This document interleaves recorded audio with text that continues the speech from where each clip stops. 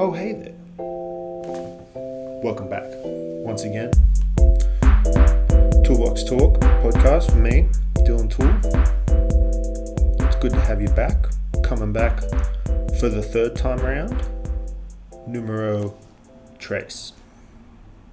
So let's get into it. So here's a few of my tabs that I'm going to have a little chat to you about.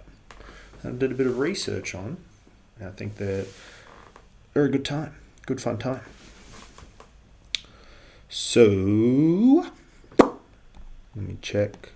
Yep, it's recording. So, first thing.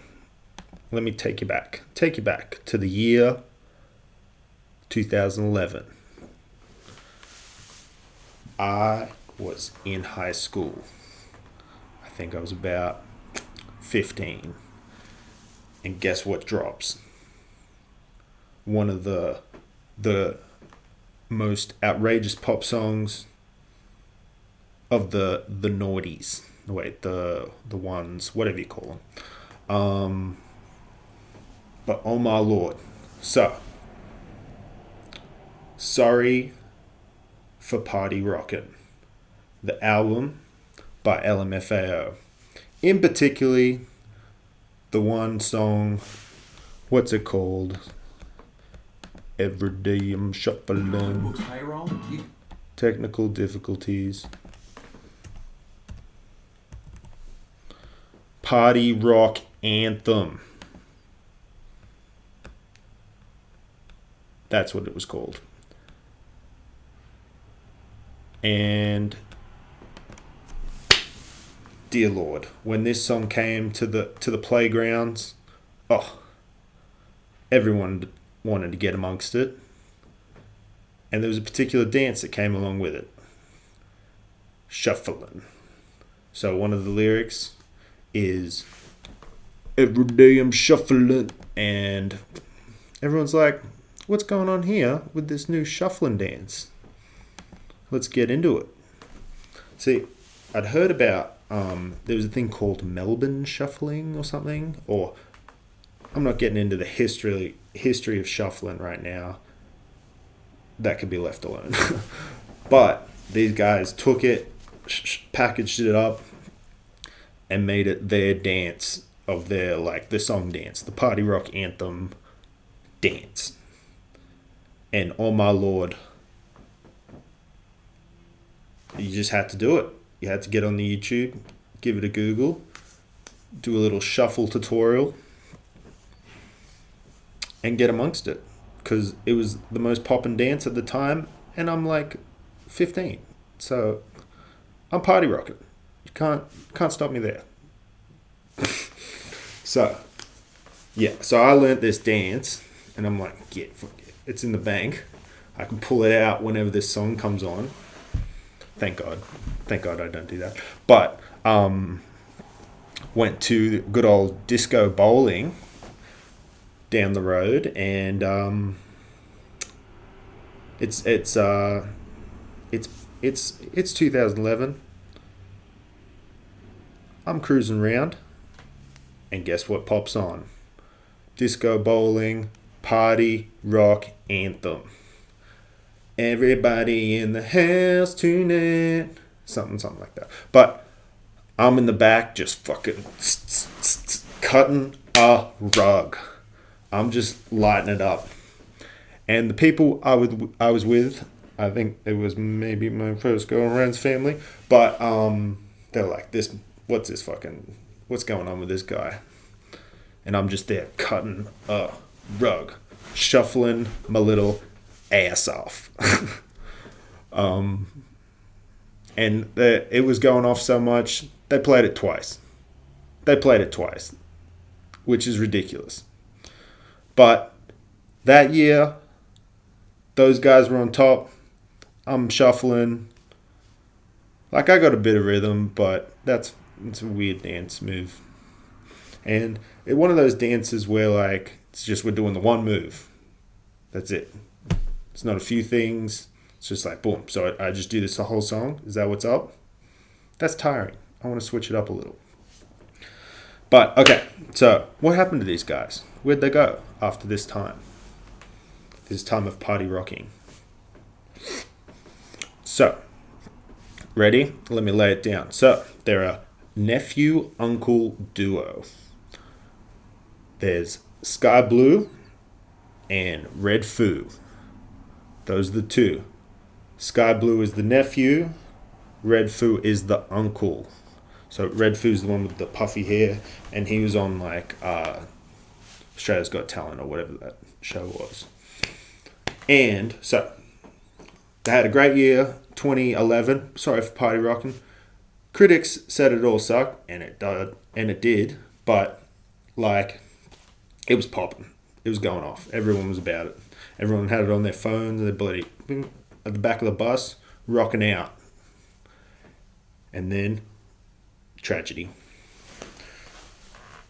So they're doing the 2012 Super Bowl show, and old mate Sky Blue slips a disc while they're performing, and then he's kicked off the tour.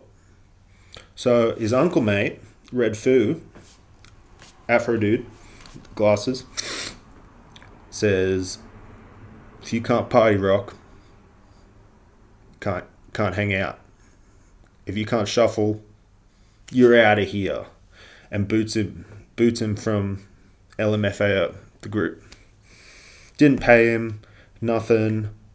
And then went on to do his solo album, continuing the party rock. I think it's called Party Rock Mansion or something. It sucks. But he continued his own thing. That's when he came to Australia and he was on that show. He was just trying to ride it into a solo career. And then, after all this is kind of playing out, boom, they get sued. So, one of the lawsuits was from their managers not paying them correctly and stuff like that. The other one from one and only Rick Ross, the boss. Because a few years before that, he had a song. It's like, every day I'm hustling, hustling, hustling, every day I'm hustling. And he said, LMFAO, you stole my, and said every day it's shuffling. Did change a word there. It's not the exact wordage, but it's got the same melody and like riff and ring to it. And that's what happened to him. They just got sued and couldn't make any more party rock anthem songs. So they were sorry for party rocking in 2011. And I'm still sorry that they're out there party rocking. If someone has to party rock anymore, party rocking. That's a weird little mashup. I'm partying, but I'm rocking. And then it's a pop song about shuffling. So don't know what's going on there. But there were some reports that maybe in the future time, reunion tour. LMFAO reunion tour. I will not be there. Yeah, I won't be there.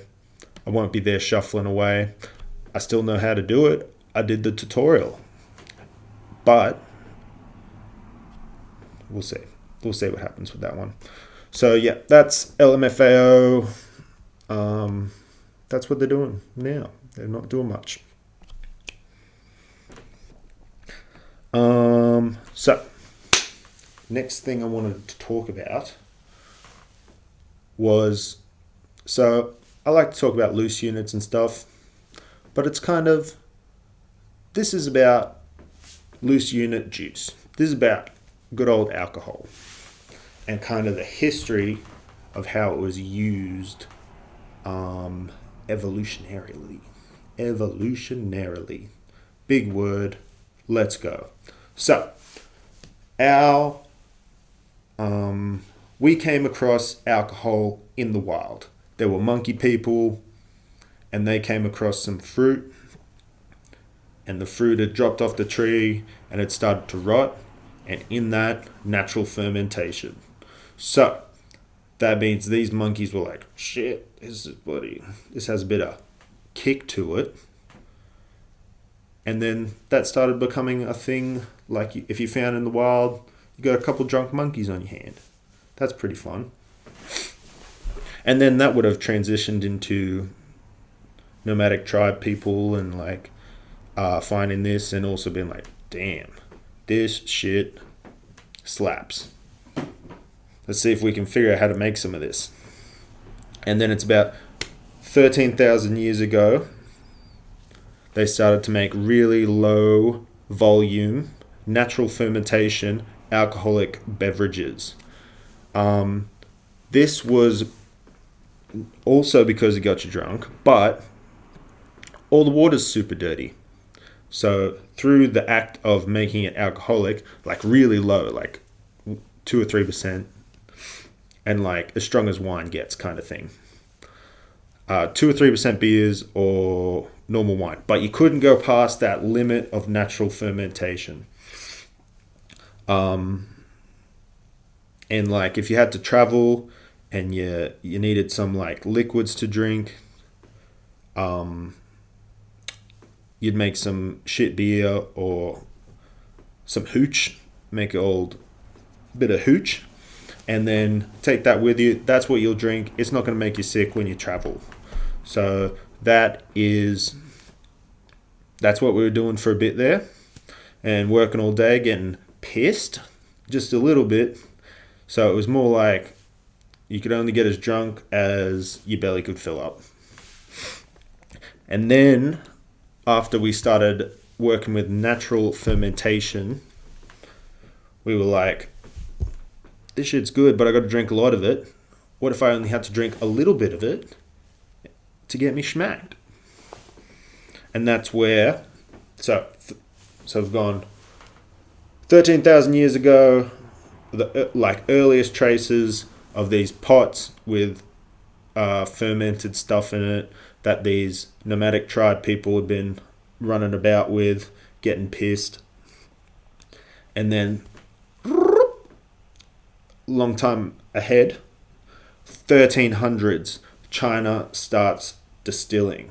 So that's the act of taking this natural fermentation and then you run it through a still, which heats it up and flips it around, makes vapors, and then the vapors turn around and go back in, and then you turn it back into a liquid, and that's the strong stuff. That's the heavies. That's the heavy-duty liquor. So that's when we started up away from natural fermentation. We still did it. We still drank beer and wine and shit, but now we've got the heavy-duty stuff. We've got the top shelf, get you super wrecked, super quick. And yeah, so the 1300s, China started distilling, and then it's like the 15 and 1600s, Europe started distilling liquor. But all these things were kind of moderated by social things. Like you go to the pub, you get a round of beers, everyone's kind of at a pace. Or you do a shot with the ceremony, and everyone's kind of, it paces, everyone's drinking out. And stuff like that. So there's a lot of cultural things. But nowadays we take it to kind of the other end of things where it's like beer bongs. What's that game called? Ping pong balls? Beer pong. And like King's Cup. Tons of drinking games. My mate Dan's got a good one. Pots and pans that he come up with. Ask him about the rules. We just go hard. We just got all these fun games to get you drunk. So some people say so 13,000 years ago that maybe these nomadic tribes, like once they started to figure out how this fermentation stuff worked, maybe that's what they settled down to do at the start of us becoming like agricultural. So yes, we could make food and stuff. We'd had food sorted for a little bit now as like nomadic tribes, like we travel around with it and stuff. But maybe we started to settle down to make abundance of alcohol. And then we also made food and shit to like go along with it.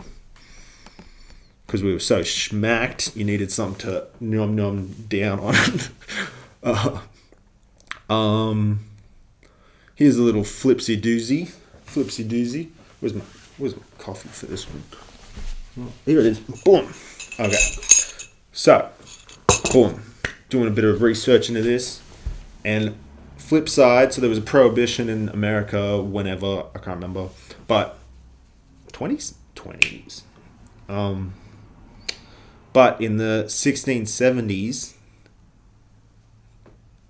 coffee houses started to appear and become extremely popular. So, of course, as it was getting popular, the royal people were like, oh, what's going on here? And also, this is still during that time where people are relying on alcohol just to keep them, because that's where your clean water came from. Like, if it was fermented, you knew it was clean. In a sense, it's going to get you a little schmacked. But,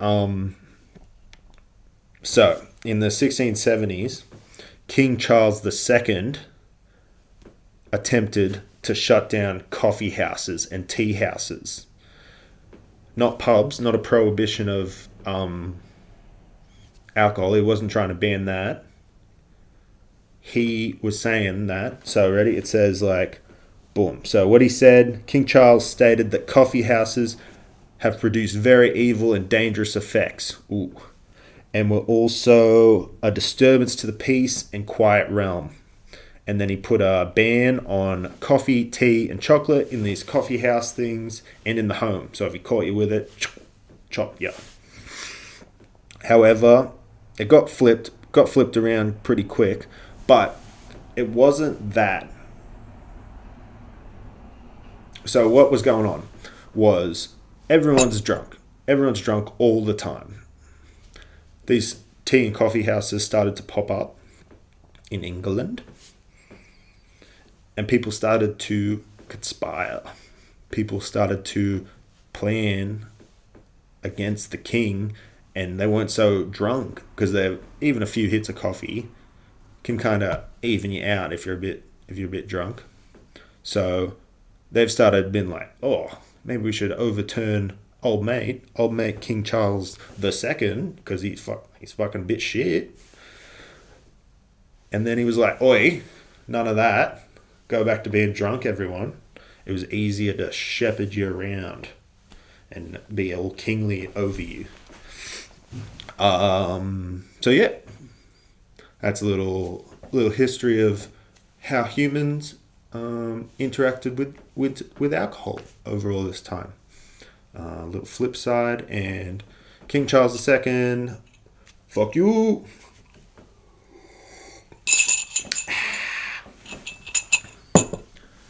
Okay, final topic of the day.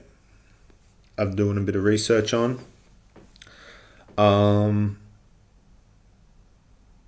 So, scalping. Bit of a turn. Scalping. What's the deal with scalping?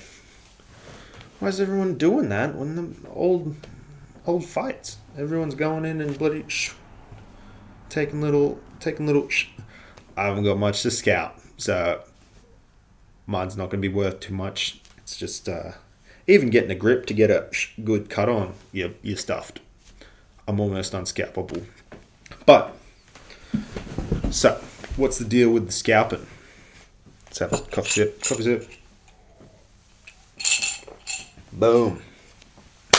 So, basically, it was known as in culture, it's seen as a Native American, Indian people, whatever you're supposed to say, the right thing. So that's what's kind of pushed out that these people did that. and it was like they're savages and stuff. But really, everyone was doing it. It goes way back before the Native American people. So there's like medieval occasions where it's happened in famous stories and stuff where people get scalped and stuff. But 2,500 years ago in Iran, there was a warrior tribe, and one of their things was so they grab your head and go and try to. They're giving you a haircut, they're shaving your head, but they're a bit heavy on the chop, and they want to take a bit of chunking that with it. Go back, show your mates, say, "Whoa, look at that! Mess that guy up pretty good." So that's pretty brutal. And just because it was a part of like warrior culture, this kind of taking some kind of like prize, this kind of popped up independently in various places. So these people way back were doing it. Medieval people were doing it. The Europeans were doing it. Native Americans were doing it. Everyone's cutting off each other's tops of the noggin, taking their hair, and pretty much so they're all these people are just a bit mean. They're just mean cunts, and they just want to show you how mean they are by chopping off some of your hair, which is pretty brutal. So yeah, people doing it all kinds of time, but popularized through the like American Cowboys times and shit. So different tribes in the American Cowboy times had different methods, different parts that they wanted to get, because that's how they had a bit of distinction.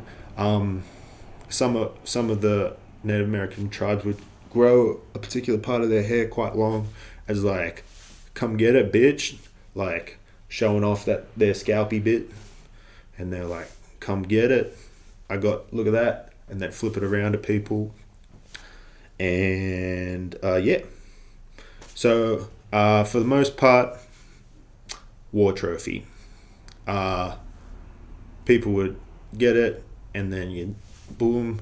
And this was like, you don't want to bring back the whole dead body or whatever to your tribe or whatever, because it's gonna be smelly, it's gonna be hard to carry and stuff. So just take a little bit off the top and take that back with you. Put them on your horsey, ride back to your place.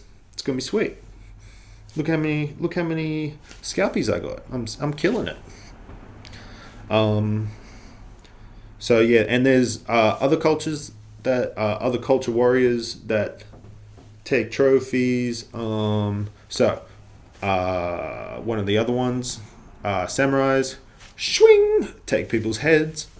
So they take the whole head. They're not even scalping. They're going. So they were giving you a haircut a bit too deep, but these guys are just bloody. They missed the mark by a mile. And then they would take these heads and use them in some rituals and shit. So they put them up and check them out every once in a while, and just be like, "Yeah, fuck that dude up," that's pretty brutal.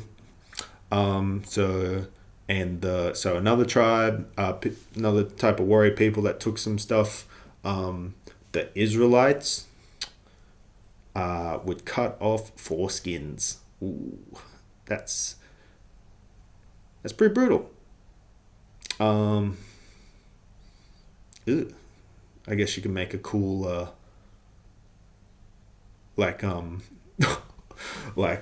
it's like, there's macaroni necklaces, but it's foreskins.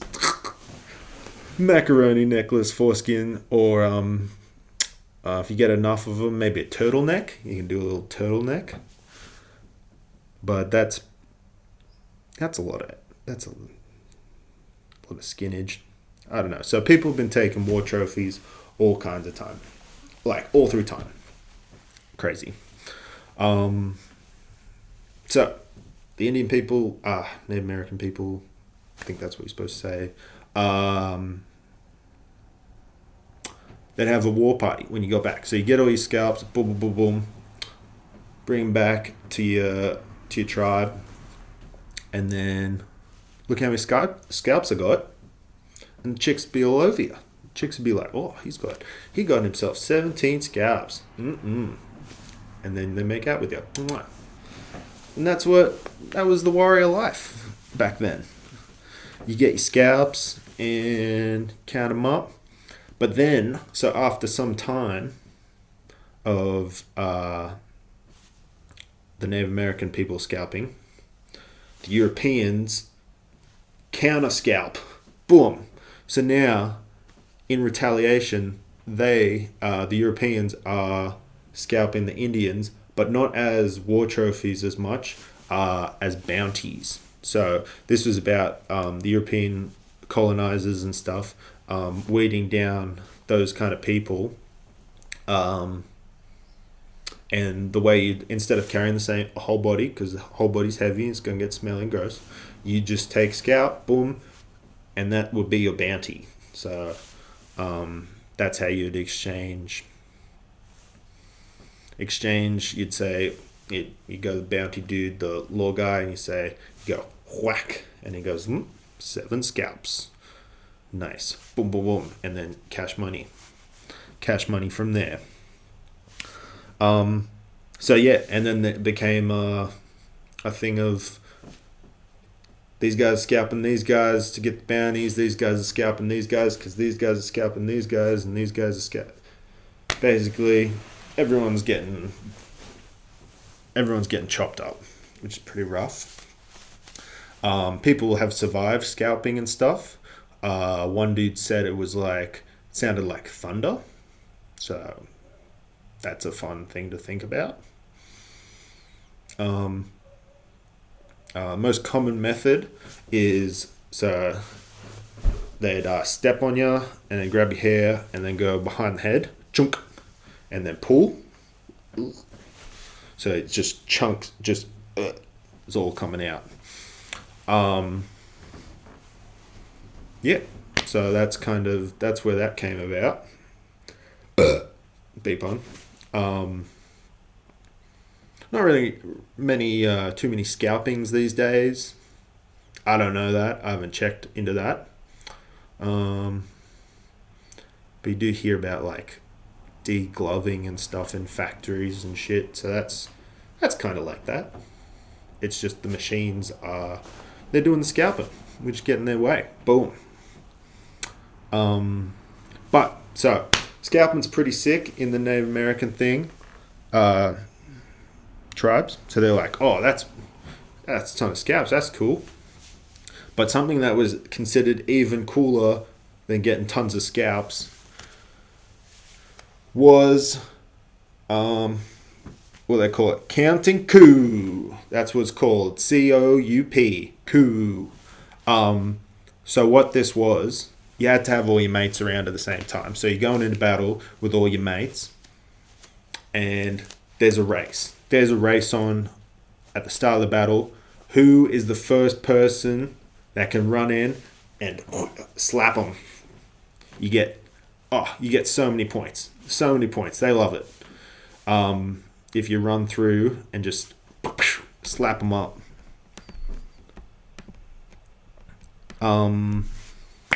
So yeah, so that was considered the biggest deal and would make you look like the sickest to your mates.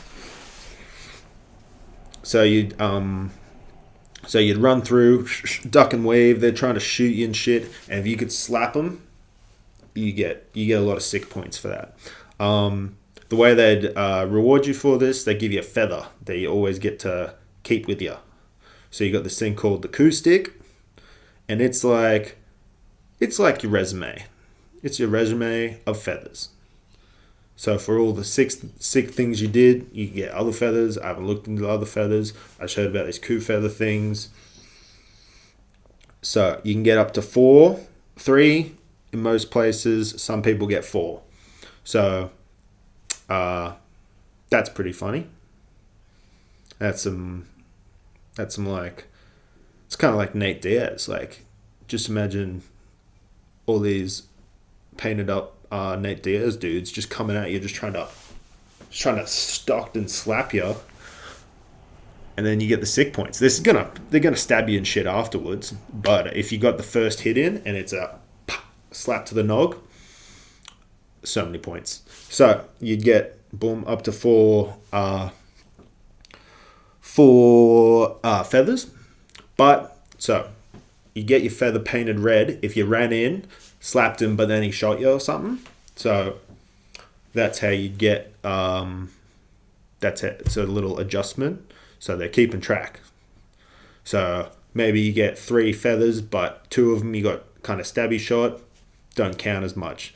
But if you got 4 clear ones, oh, yeah, you're the man on your coup stick. A few other feathers in there. This was all like the signaling back then.